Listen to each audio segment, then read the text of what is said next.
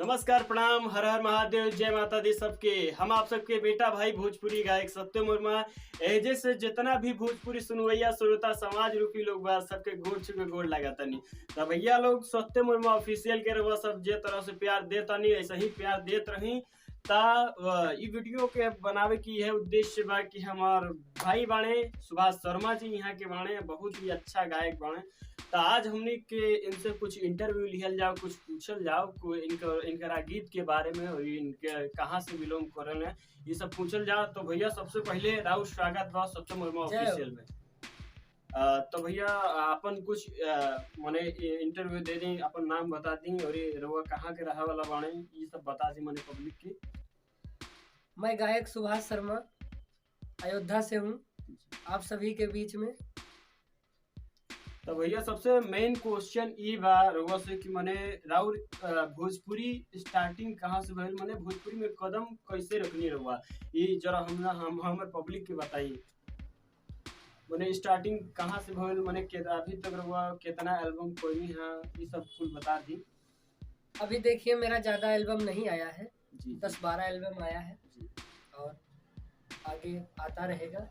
जी जी। तो आप ये बताएं भैया कि मने राउर कौन बोर्ड कंपनी से गाना लॉन्च भइल होके जे 10,000 15,000 20,000 गइल होके तो रउआ जरूर बताई।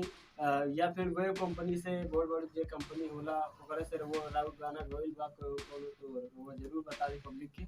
मेरा एक गाना रिलीज हुआ है भोजपुरी भक्ति गीत वेब कंपनी से जिसपे 2400-2500 व्यूज गए हैं। आप सब देखे होंगे। चलिए बहुत ही बढ़िया बात बा। तो भैया यहाँ के बाणे सुभाष शर्मा जी आज इनको से कुछ सवाल जवाब होता। तो भैया मैंने ये कहा था कि राउर जे लेटेस्ट गाना बा या मैंने जे सीजन चला था उस सीजन के अंदर राउर कितना गाना आयल बा अभी तक। अभी देखिए मेरा एक गाना हुआ है जी जी इस समय सीजन चल रहा है। तो रउआ भैया जरूर बताई पब्लिक की कि मने राउर जे गाना रिलीज भइल बा मने ओकर आइडियो आवा तो और ये शूटिंग वूटिंग कैसे भइल बा सब बताई रउआ। देखिए आज मेरा छठ गीत जो है रिकॉर्डिंग भी हुआ है जी, और जी। वीडियो शूट भी हुआ है। जी जी भैया सबसे पहले ये बताई कि जे गाना बा वो ड्यूट गाना बा या सिंगल गाना बा। मेरा गाना जो अभी छठ का आ रहा है जी जी वो ड्यूट है जी। जो सिद्धि सरगम जी के साथ मेरा गाना ड्यूट हुआ है वो बहुत जल्द तो ये कहा था कि मने ओकर राइटर और ये जे डायरेक्टर बड़े म्यूजिक डायरेक्टर वो रउआ जरूर बताई पब्लिक की। और ये लास्ट में भैया ये कहा था कि आपके दो शब्द वो वीडियो मने वो गाना के गा के सुनावे की पड़ी पब्लिक के बीच में एकदम। देखिए हमारे बड़े भैया डायरेक्टर सोनू शर्मा जी जी हैं जी जो कंपनी के मालिक हैं जी अंशिका म्यूजिक वर्ल्ड और बहुत बड़े हमारे बड़े भैया हैं समझ लीजिए। और जो राइटर हैं जी जी छठ गाने के वो विजय बागी जी उन्होंने गाना लिखा है मेरा और बहुत जल्द अंशिका म्यूजिक वर्ल्ड से रिलीज होगा।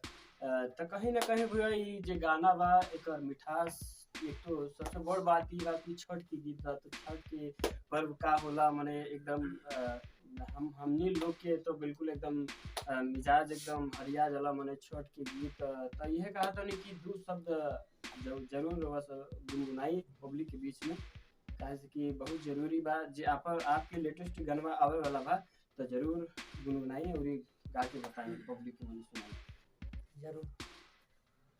अरे घरे या बही ले आइले न भैया कैसे होई भौजी छठ के पूजैया।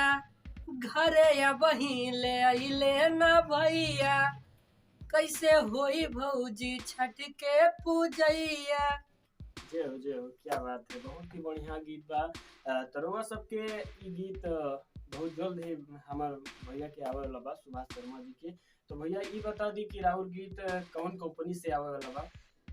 देखिए मेरा जो गीत रिलीज हो रहा है इस समय हमारे भैया जो हैं डायरेक्टर सोनू शर्मा जी उन्हीं का कंपनी है अंशिका म्यूजिक वर्ल्ड उसी से मेरा गाना रिलीज होगा। चलिए तो भैया लोग बहुत जल्द ही हमार भाई बड़े सुभाष वर्मा जी इनकर की छोट गीत आवे वाला बा।